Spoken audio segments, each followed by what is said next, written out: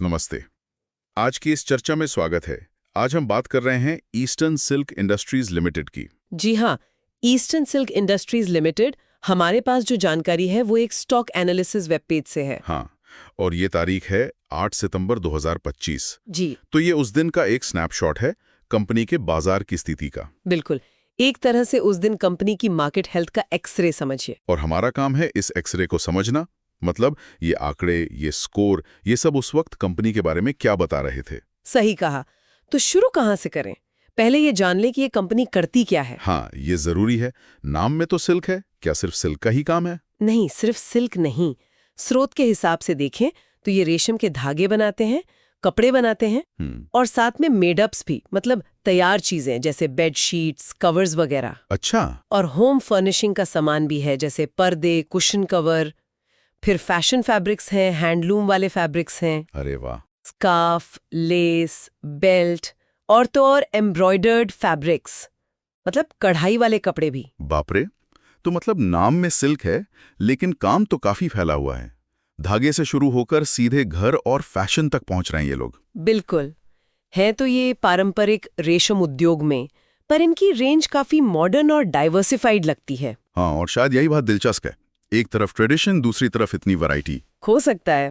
अच्छा, इस जानकारी में एक चीज है जो एकदम से ध्यान खींचती है। क्या? वो ये कि जिस दिन का ये डेटा है, 8 सितंबर 2025, उस दिन कंपनी का शेयर अपने 52 वीक के हाई पर पहुंच गया था। ओह, अच्छा। हाँ, ये तो बड़ी बात है ना? टेक्सटाइल सेक्टर की कंपनी, खासकर सिल्क वाली, और 52 वीक हाई। तो चलिए यहीं से बात शुरू करते हैं। जरूर जरूर। ये 52 वीक हाई एक अच्छा स्टार्टिंग पॉइंट है। तो उस दिन मार्केट में हुआ क्या था, आंकड़ों पर नजर डालते हैं। हाँ, आंकड़े देखते हैं। तो 8 सितंबर 2025 को एनएसई पर शेयर प्राइस था 37 रुपये 19 पैसे। ठीक है। और उस एक दिन में ही ये 1.77 रुपया बढ़ा था, यानी पूरे 5.00% की तेजी। 5% एक दिन में? हाँ, और जैसे हमने कहा, यही कीमत उस दिन का नया 52 वीक हाई भी थी। 5% की छलांग और साल का हाई। पहली नजर में तो ये बहुत पॉजिटिव लगता है, जैसे कुछ अच्छा हुआ हो कंपनी में या इन्वेस्टर्स की रुचि बढ़ गई हो। बिल्कुल, लेकिन यहीं पर एक और आंकड़ा है जो थोड़ा सोचने पर मजबूर करता है। वो क्या है? एनएसई पर उस दिन का वॉल्यूम कितना था, अंदाजा लगाइए। कितना? 1000? 2000 शेयर? नहीं, सिर्फ 121 शेयर। क्या? सिर्फ 121? हाँ, 121 बस। ये तो बहुत ही कम है ना। इतनी बड़ी उछाल 5% की, और ट्रेड हुए सिर्फ 121 शेयर। अरे हाँ, ये तो पूरी कहानी बदल देता है। 121 शेयर्स का वॉल्यूम, ये तो बहुत बहुत कम है। तो इसका मतलब क्या समझें? देखिए, इसका मतलब ये हो सकता है कि वो जो 5% का उछाल था ना, वो शायद मार्केट के किसी बड़े हलचल का नतीजा नहीं था। हो सकता है बस कुछ ही खरीदारों या बेचने वालों ने छोटे छोटे सौदों में ही कीमत को इतना ऊपर खींच दिया हो। तो क्या ये तेजी टिकाऊ नहीं हो सकती? मतलब क्या कीमत वापस नीचे भी आ सकती है आसानी से? हाँ बिल्कुल, कम लिक्विडिटी या कम वॉल्यूम का यही मतलब होता है। जैसे समझिए एक शांत तालाब है, उसमें एक छोटा सा पत्थर भी डालें तो कैसी लहरें उठती हैं। हाँ, काफी बड़ी। और एक तेज बहती नदी में बड़ा पत्थर भी डालें तो ज्यादा असर नहीं दिखता। बस। तो यहाँ ये 121 शेयर उस शांत तालाब जैसे हैं। छोटे सौदे भी कीमत पर बड़ा असर डाल सकते हैं। तो वो जो 5% की बढ़त है और 52 वीक हाई है, उसे इस बेहद कम वॉल्यूम के साथ देखना पड़ेगा। ये पॉइंट तो नोट करने वाला है। ठीक है। अच्छा, अब उन स्कोर्स पर आते हैं जो स्रोत में दिए हैं। 3 मेन स्कोर हैं: ड्यूरेबिलिटी, वैल्यूएशन और मोमेंटम। जी। पहला है ड्यूरेबिलिटी। इसके आगे लिखा है योग्य नहीं या नॉट एलिजिबल। इसका क्या मतलब हुआ? देखिए, नॉट एलिजिबल का मतलब आमतौर पर यह होता है कि ये कंपनी उस खास स्कोरिंग मॉडल के कुछ पैरामीटर्स पर फिट नहीं बैठती। अच्छा, जैसे? हो सकता है कंपनी का साइज शायद बहुत छोटी हो, या उसकी मार्केट हिस्ट्री, या फिर उसके बारे में जो डेटा अवेलेबल है वो काफी कम हो उस मॉडल के लिए। तो ये जरूरी नहीं कि कंपनी में कोई कमी हो? नहीं, जरूरी नहीं। ये बस उस मॉडल की लिमिटेशन हो सकती है या डेटा की कमी। ये स्कोरिंग मॉडल उसकी मजबूती या टिकाऊपन को इस वजह से आंक नहीं पा रहा है। समझ गया। ठीक है। अगला स्कोर है वैल्यूएशन का। इसमें लिखा है किफायती मूल्यांकन, यानी अफोर्डेबल वैल्यूएशन। और स्कोर है 59.7 आउट ऑफ 100। 59.7। अब ये बड़ा इंटरेस्टिंग है। शेयर अपने 52 वीक के टॉप पर है और वैल्यूएशन बता रहा है किफायती, अफोर्डेबल। ये कैसे? हाँ, यही तो। ये थोड़ा विरोधाभासी लगता है ना? बिल्कुल नहीं देखता। ये स्कोर क्या करता है, वो शेयर की मौजूदा कीमत की तुलना कंपनी की इंट्रिंसिक वैल्यू, मतलब उसकी अंदरूनी कीमत के जो मैट्रिक्स होते हैं उनसे करता है। जैसे कि उसकी कमाई या बुक वैल्यू। हाँ, जैसे उसकी कमाई अर्निंग्स, उसकी book value assets minus liabilities, या शायद फ्यूचर में कमाई की क्या उम्मीदें हैं, इन सब चीजों से। तो ये स्कोर ये इशारा कर रहा है कि भाई देखो, कीमत भले ही हाल में बढ़ी है, 52 वीक हाई पर है, लेकिन इस मॉडल के हिसाब से कंपनी के जो फंडामेंटल्स हैं, जो बुनियादी बातें हैं, उनकी तुलना में कीमत अभी भी वाजिब है। हो सकता है कम भी हो। अच्छा, मतलब हो सकता है कंपनी की कमाई भविष्य में और तेजी से बढ़ने की उम्मीद हो, या उसके एसेट्स ज्यादा वैल्यू के हों। हाँ, बिल्कुल। ये कुछ वजह हो सकती हैं। ये स्कोर यही कह रहा है कि इस मॉडल के हिसाब से कीमत बढ़ने के बाद भी अभी वैल्यू बची हो सकती है। ऐसा तब होता है जब या तो कंपनी के फंडामेंटल्स कीमत से ज्यादा तेजी से सुधर रहे हों, या फिर पूरा सेक्टर ही शायद अंडरवैल्यूड चल रहा हो। समझ गया। ये सिर्फ प्राइस टैग नहीं, बल्कि प्राइस और कंपनी की असलियत का रेशियो है। ओके। तीसरा स्कोर है मोमेंटम का। आज हम कीमिया बायोसाइंसेज लिमिटेड के स्टॉक पर एक और स्कोर है 89.2। हमारे सामने ये तो काफी ऊंचा स्कोर है। जून 2025 की ट्रेंड लाइन की बहुत मजबूत मोमेंटम दिखा रहा है। ये स्कोर आमतौर पर हाल के प्राइस ट्रेंड्स और टेक्निकल इंडिकेटर्स को देखता है। ये रिपोर्ट कंपनी के बता रहा है कि शॉर्ट टर्म में मूल्यांकन यानी वैल्यूएशन ऊपर जाने का, और बाजार में उसकी मौजूदा चाल को जारी रहने की संभावना भी दिख रही है। आज की तारीख देखें, कम से कम फार्मा और बायोटेक सेक्टर की ये कंपनी 61 रुपए और 2 पैसे पर ट्रेड कर रही है। एक तरफ कीमत ऊपर जा रही है, दूसरी तरफ ये हाई मोमेंटम स्कोर। हमारा मकसद है ये समझना कि इन सारे आंकड़ों के पीछे की मतलब असली कहानी क्या है, निवेशक के लिए सबसे अहम बातें कौन सी हैं। शुरुआत करते हैं इसके स्कोर कार्ड से। ड्यूरेबिलिटी स्कोर 85 है, जो काफी ऊंचा लगता है। हाँ, ड्यूरेबिलिटी स्कोर कंपनी की वित्तीय मजबूती दिखाता है, और 85 का स्कोर मतलब ये बताता है कि कंपनी की बुनियाद काफी मजबूत है। फार्मा सेक्टर में अपनी साथी कंपनियों के मुकाबले ये स्कोर वाकई बहुत अच्छा है। शायद सिर्फ एक दो कंपनी ही इससे बेहतर होंगी। और सिर्फ बुनियाद ही नहीं, कम वॉल्यूम वाला वैल्यूएशन फैक्टर स्कोर भी बार-बार आ 55 रहा है सामने। यानी मौजूदा ये कीमत उस के हिसाब बुलिश से तस्वीर स्टॉक पर एक सवालिया निशान तो महंगा लगा ही नहीं देता है, है। अफोर्डेबल या किफायती जोन में है। अब आगे बढ़ते सही हैं। कहा। ये भी अपने लिखा सेक्टर में है कि सबसे अच्छा एनालिस्ट स्कोर का है। कोई प्राइस तो टारगेट बुनियाद- अवेलेबल नहीं है। हाँ, इसका क्या मतलब समझें? देखिए, ये छोटी कंपनियों या जिन कंपनियों पर ज्यादा नजर नहीं रखी जाती, उनके साथ अक्सर होता है। जो बड़े इन्वेस्टमेंट बैंक्स या ब्रोकरेज हाउस होते हैं ना, उनके एनालिस्ट का ध्यान ज्यादातर बड़ी जानी मानी कंपनियों पर रहता है। जहां ट्रेडिंग ज्यादा होती है। हाँ, जहां ट्रेडिंग वॉल्यूम ज्यादा हो, जानकारी आसानी से मिले। तो ईस्टर्न सिल्क जैसी कंपनी के लिए कोई फॉर्मल एनालिस्ट कवरेज या प्राइस टारगेट न होना, ये कोई अजीब बात नहीं है। तो फिर इन्वेस्टर्स क्या करें? उन्हें किस पर भरोसा करना चाहिए? इसका मतलब ये है कि इन्वेस्टर्स को खुद ज्यादा मेहनत करनी पड़ती है, अपनी रिसर्च पर ज्यादा निर्भर रहना पड़ता है। उन्हें कंपनी के फाइनेंशियल स्टेटमेंट्स देखने पड़ते हैं, मैनेजमेंट से बात करनी पड़ती है अगर हो सके, इंडस्ट्री की रिपोर्ट्स पढ़नी होती हैं, खबरों पर नजर रखनी होती है। मतलब बनी बनाई रिकमेंडेशन नहीं मिलती। हाँ, एनालिस्ट की रेडीमेड राय का ऑप्शन नहीं होता। अपनी समझ और मार्केट के सेंटिमेंट, मतलब आम माहौल को ज्यादा देखना होता है। दिलचस्प है। लेकिन स्रोत में एक यूजर पोल का जिक्र है, हालांकि ये सिर्फ 28 वोटों पर आधारित है। सिर्फ 28 वोट?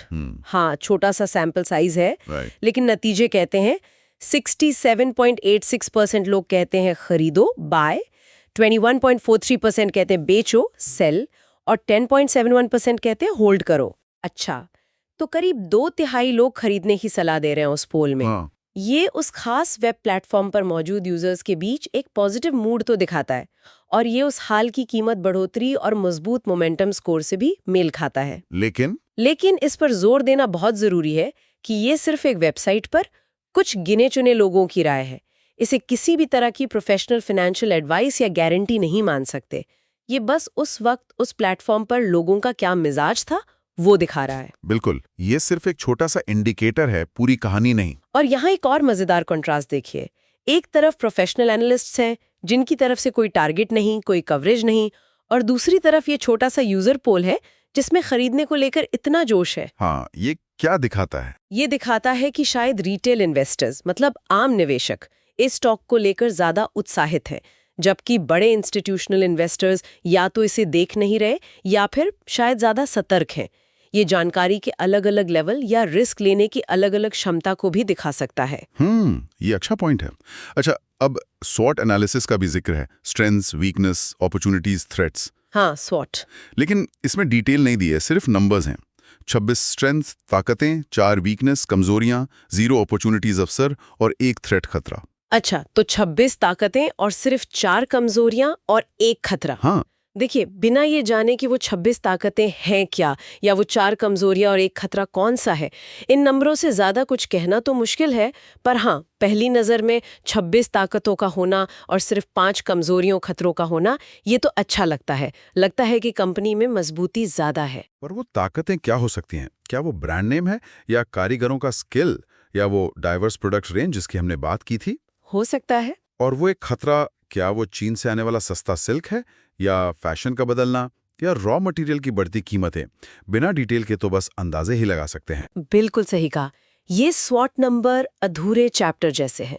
ये इशारा तो करते हैं कि कंपनी के अंदर और बाहर क्या चल रहा हो सकता है, लेकिन असल कहानी तो उन डिटेल्स में ही होती है।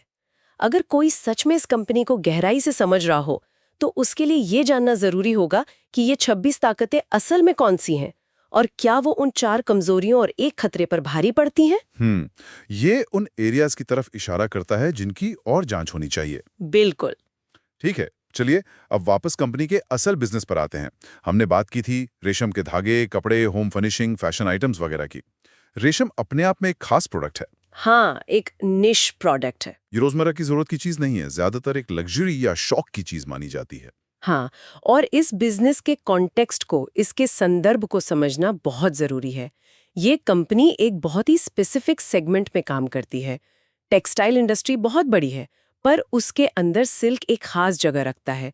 इसका मतलब यह है कि इसका परफॉर्मेंस कुछ खास फैक्टर्स पर बहुत ज्यादा डिपेंड करेगा। जैसे कौन से फैक्टर्स? सबसे पहला तो कच्चे रेशम मतलब रॉ सिल्क की कॉस्ट और अवेलेबिलिटी। क्या किसानों को सही दाम मिल रहा है? मौसम कैसा है? दूसरा, फैशन ट्रेंड्स। क्या डिजाइनर्स आजकल सिल्क ज्यादा यूज कर रहे हैं? ट्रेडिशनल कपड़ों की मांग बढ़ रही है या घट रही है? सही। तीसरा, इकोनॉमी का हाल। जब लोगों के पास पैसा कम होता है तो सिल्क जैसी महंगी चीजों की खरीदारी पर असर पड़ता है। बिल्कुल। चौथा, एक्सपोर्ट मार्केट। क्या ये कंपनी बाहर माल बेचती है? अगर हाँ, तो उन देशों की इकोनॉमी और वहां के नियम भी मायने रखते हैं। और आजकल एक और बड़ा फैक्टर है एथिकल सोर्सिंग। हाँ, ये आजकल बहुत सुना है। मतलब क्या रेशम बनाने का तरीका एनवायरनमेंट फ्रेंडली है? क्या कारीगरों को सही मजदूरी मिल रही है? ये सवाल भी ब्रांड इमेज और सेल्स पर असर डालते हैं। ये सारे पहलू तो सोचने वाले हैं, और ये सिर्फ कंपनी के अंदरूनी परफॉर्मेंस से अलग है। तो अगर हम ये सारी जानकारी, वो आंकड़े, स्कोर, पोल, बिजनेस का कॉन्टेक्स्ट सब एक साथ रखें, तो इस 8 सितंबर 2025 के स्नैपशॉट से क्या तस्वीर उभरती है? देखिए, तस्वीर थोड़ी मिलीजुली सी है। एक तरफ हमने देखा कि उस दिन शेयर 52 वीक हाई पर था, मोमेंटम स्कोर 89.2 बहुत स्ट्रॉन्ग था और एक वैल्यूएशन मॉडल उसे अफोर्डेबल बता रहा था। यूजर पोल में भी खरीदने का सेंटिमेंट था। ये सब पॉजिटिव बातें हैं। लेकिन दूसरी तरफ ट्रेडिंग वॉल्यूम सिर्फ 121 शेयर, बहुत ही ज्यादा कम था। ये उस तेजी और मोमेंटम की रिलायबिलिटी पर सवाल उठाता है। कोई प्रोफेशनल एनालिस्ट इसे कवर नहीं कर रहा था, जिसका मतलब है कि बड़े इन्वेस्टर्स की नजर शायद इस पर कम है या नहीं है। और ड्यूरेबिलिटी स्कोर के लिए ये नॉट एलिजिबल था, जो थोड़ी अनिश्चितता छोड़ता है। तो कुल मिलाकर ये स्नैपशॉट एक ऐसी कंपनी की कहानी कहता है जिसमें हाल में सतह पर तो काफी हलचल दिखी है, प्राइस बढ़ा, मोमेंटम तेज है, लेकिन गहराई में देखें तो कम वॉल्यूम और एनालिस्ट कवरेज की कमी जैसे फैक्टर्स हैं जो सावधानी बरतने का इशारा करते हैं। ये पूरी कहानी नहीं है, बल्कि कहानी का सिर्फ एक पन्ना है जो उस खास दिन का हाल बता रहा है। सही कहा। ये स्नैपशॉट एक शुरुआती बिंदु तो है, पर मंजिल नहीं। ये दिखाता है कि क्या हुआ, प्राइस बढ़ा, वॉल्यूम कम था, स्कोर ऐसे थे, लेकिन ये नहीं समझाता कि क्यों हुआ। बिल्कुल।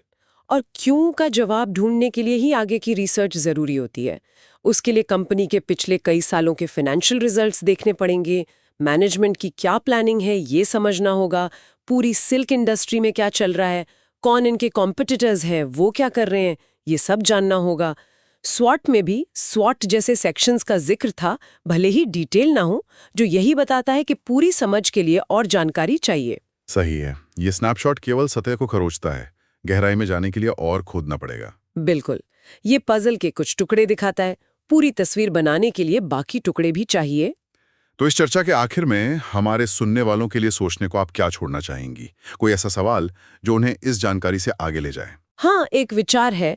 देखिए, रेशम एक यूनिक प्रोडक्ट है। इसे अक्सर हम परंपरा, लग्जरी, कारीगरी से जोड़ते हैं, लेकिन साथ ही ये फैशन के बदलते ट्रेंड्स और आजकल एथिकल और सस्टेनेबल प्रोडक्शन के सवालों से भी जुड़ा है।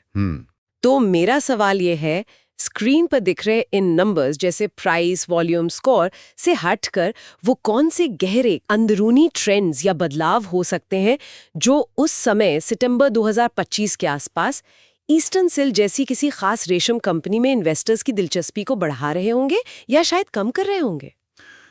ये सोचने वाली बात है। क्या ये मेक इन इंडिया पर बढ़ते फोकस का असर हो सकता है, या दुनिया भर में हाथ से बनी चीजों की वैल्यू बढ़ रही है, या फैशन साइकिल ने सिल्क को फिर से हॉट बना दिया है, या कहानी कुछ और ही है? हो सकता है इनमें से कुछ हो या कुछ और भी। ये सवाल हमें सिर्फ इस एक कंपनी के उस दिन के आंकड़ों से आगे ले जाता है। ये हमें उन बड़े मार्केट, इंडस्ट्री और शायद सामाजिक बदलावों के बारे में सोचने पर मजबूर करता है, जो किसी स्टॉक के परफॉर्मेंस की असली वजह बन सकते हैं। ये याद दिलाता है कि इन्वेस्टिंग सिर्फ नंबर्स का खेल नहीं है, बल्कि असल दुनिया के बिजनेस, उनकी चुनौतियों और उनके मौकों को समझने की कोशिश भी है।